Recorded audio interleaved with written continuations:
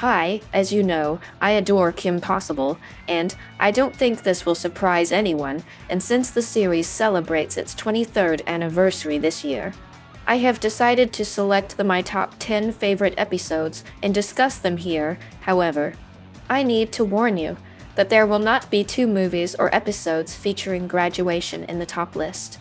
Personally, I do not think it is entirely fair to compare three episodes or two episodes to one episode. But if these were here, they would be at the very top of my list. First, A Stitch in Time, then Graduation, and finally at the very top, So the Drama. Okay, that's sorted. So, let's begin. Number 10, Mind Games. Body swap is a popular plotline in any media. In this series, it also gets some attention. However, I think the creators did it well.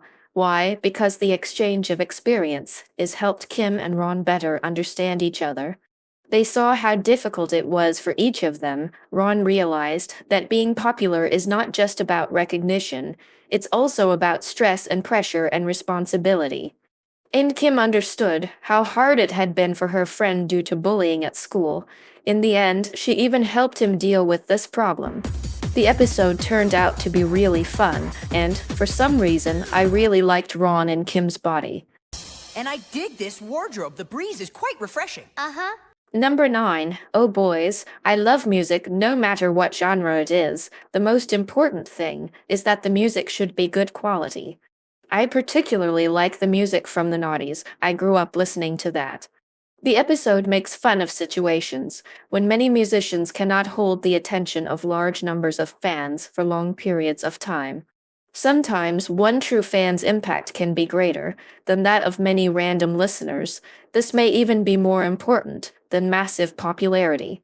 Every song in this episode was good, and I wished they had full versions. The scene of the lasers circling through the dance was one of my favorites. I also liked the scene in prison, where the bad guys are gathered, and one with a senior cheering for his son. All of this was just great. Number 8, Bonding. What is the best way to unite two people who are hostile, maybe through cooperation? Or maybe it's just holding them together by sticking them. In this episode, we see a great interaction between Ron and Barkin. They try to spend time together, overcoming their differences and focusing on the positive aspects of life. Each of their scenes can attract the attention of the audience. The episode also interestingly tries to give more depth to the Bonnie character. They don't try to create a redemption arc for her, but we begin to better understand the reasons behind her awful behavior. I like that at the end, each character helps with the fight against the villain. The only thing that still remains a mystery for me is why Ron's pants are a different color in this episode. I know. I got a rope wedgie, okay? Number 7, Monkey Fist Strikes. Who would have thought that this episode would become one of the most important in the entire series? Here we meet Monkey Fist, Ron's main antagonist. I instantly like this character. How could it be otherwise? He is an archaeologist, a martial artist, and a British. And just so you know, British accents are like good music to me.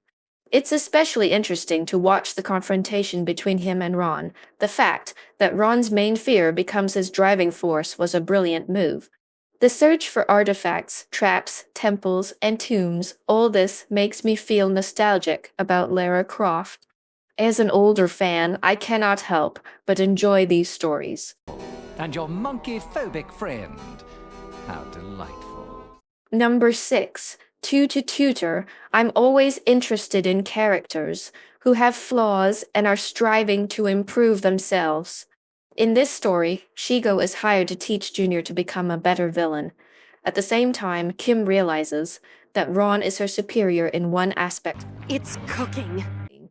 This is the first time we have seen Shigo and Junior interacting.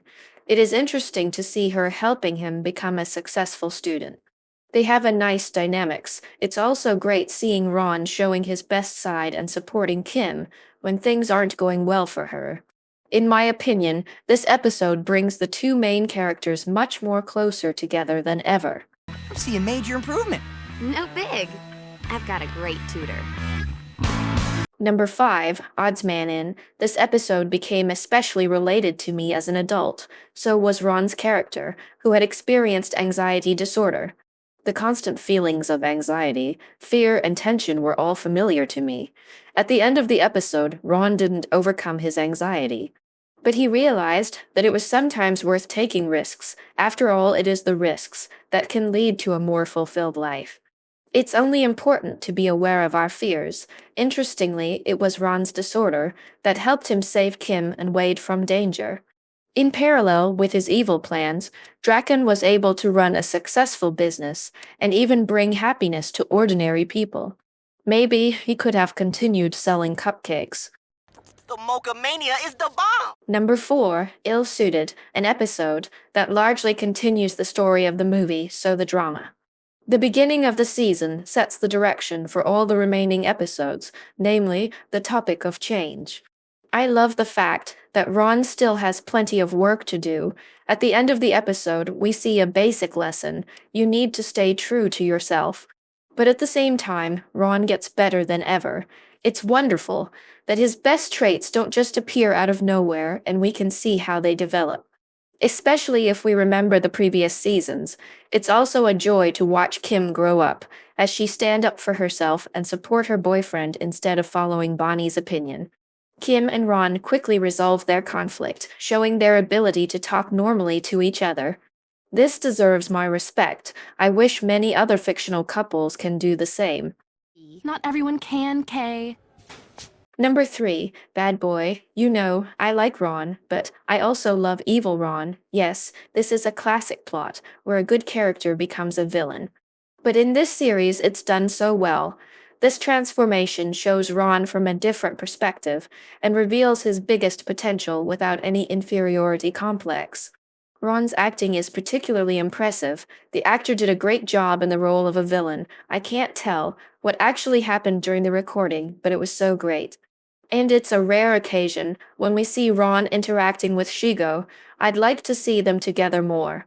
A good Draken is very charming, and the episode is also pleasing with its excellent meta-humor. Are they still teasing that Charity and Danny are gonna get together? Like that's ever gonna happen. It would end the series. Number 2, Emotion Sickness. I don't think anyone will be surprised that this episode has made it to the top of the list. He really deserved it. It was interesting to see the unusual behavior of Kim and Shigo, especially Shigo.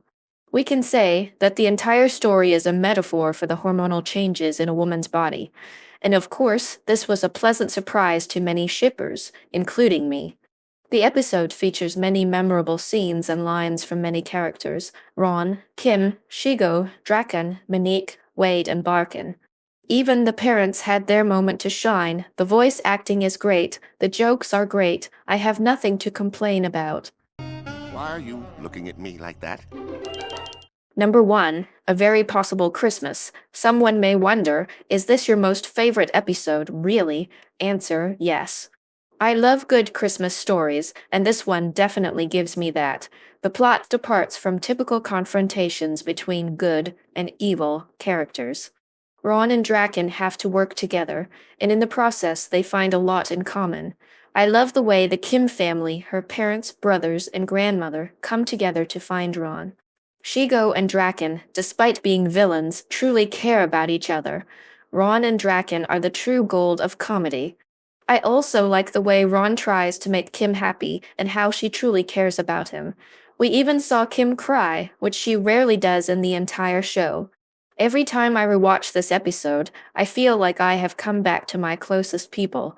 I particularly enjoy the final scene, where the characters get together and sing a song. Why didn't they give us the full version of this song? The rootinest, tootinest, highfalutinest, favorite time of year. And that's it for now. Which episodes did you like the most? I would be glad to read your comments. Thanks for watching.